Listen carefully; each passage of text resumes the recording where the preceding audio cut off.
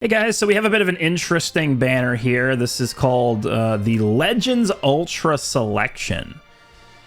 This is the very first time we have ever seen multiple Ultras on the same banner. So we have Ultra Hit, Ultra Beast Gohan, Ultra Super Vegito, and Ultra Super Gogeta here. Now all four, well, three of these guys have platinum equipments. I was going to say all four except for Beast Gohan. Three of these guys have platinum equipments. Hit, Vegito, and Gogeta all have plat equips. Beast obviously does not, and I don't think Beast is due for one for quite a long time. But let's take a look at see what's on here. This video is just going to be me talking about the banner and recommending either not summoning or summoning for it. So actually, the first thing we can take a look at is this. If you notice, the total ultra pull rate is 0.7%. Okay. Now, if we compare this to what the rate is on a normal ultra banner, like this Ultra Namek Goku banner, the overall pull rate for an ultra character is 0.35%. So the pull rate on that other banner is double the pull rate of an ultra character that we see for any other banner. Every single time an ultra banner drops, it's always 0.35%, and the pull rate for the individual ultra is always 0.35% because there's always, up to this point, been one ultra character per banner. And we can take a look at other banners too. Here's a Turles banner, 0.35%. Turles is 0.35%.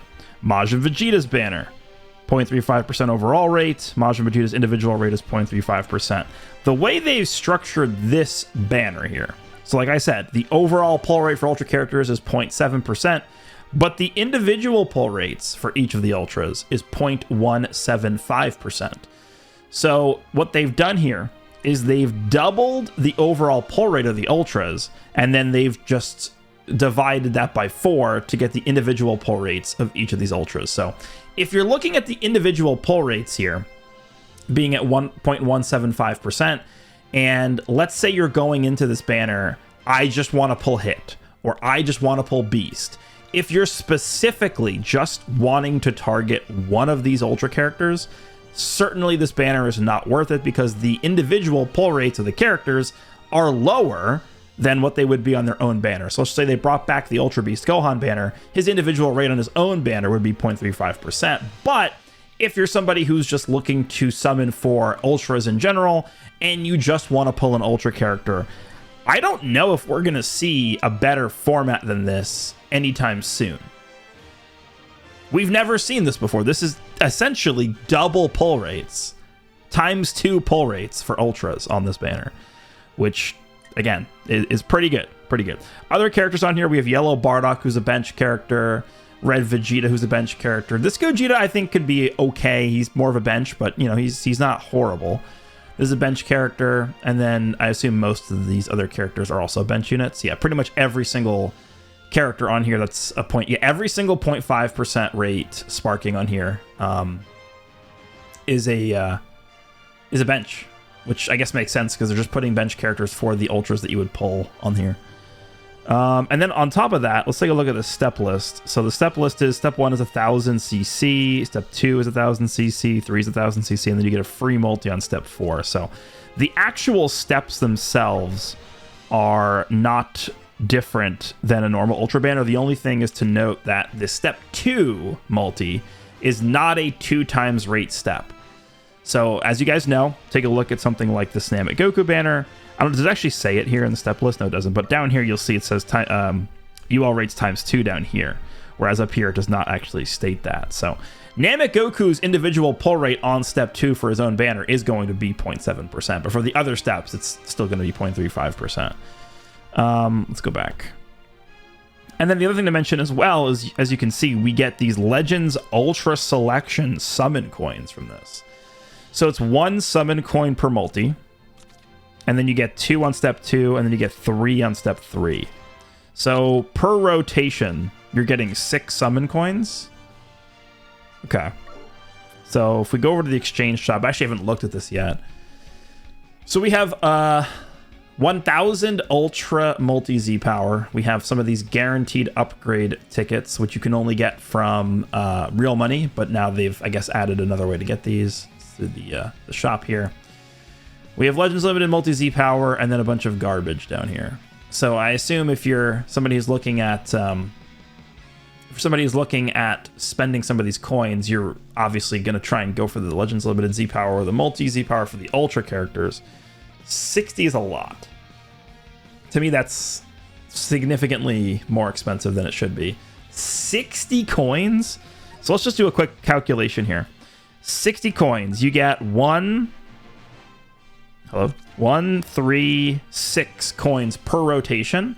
Every rotation is 3000 CC, so you need to do 10 rotations.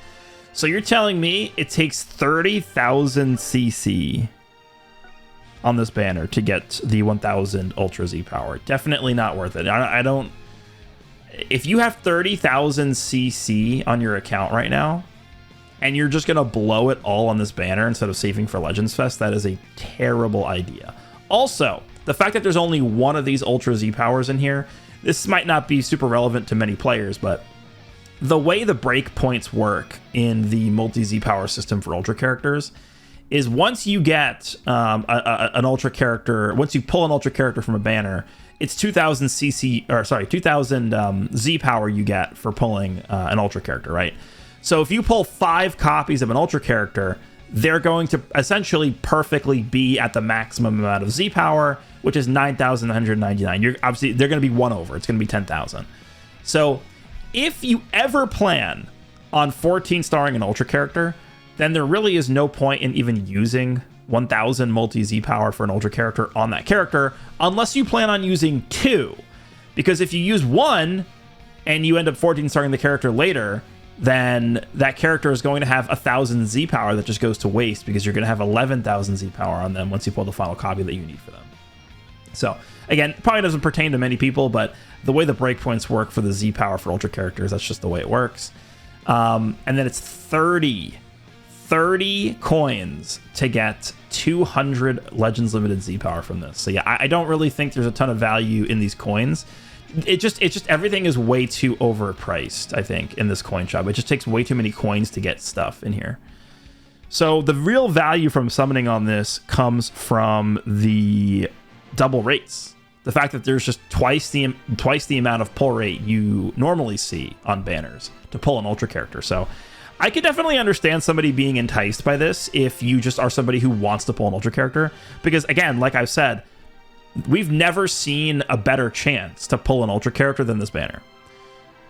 Now, if you want to talk individual usability for these characters, Beast is, I guess, I would consider him to be extremely fringe at this point, is how I would say it. Hit, I think, actually could still be pretty decent. Super Vegito, I think, could be pretty decent. And then Super Gogeta is also, I would consider, just like super, super, super fringe. So I wouldn't really consider any of these characters to be like meta, what I would consider to be meta dominant. None of these characters are shaping the meta. None of them really have a firm grasp on the meta. But Hit can be good with his Platinum equipment. Super Vegito can be good with his Platinum equipment. And then, yeah, like I said, Beast Gohan and Super Gogeta are both kind of fringe. And then you could pull some of these bench options for the Ultras that you get at the top here. So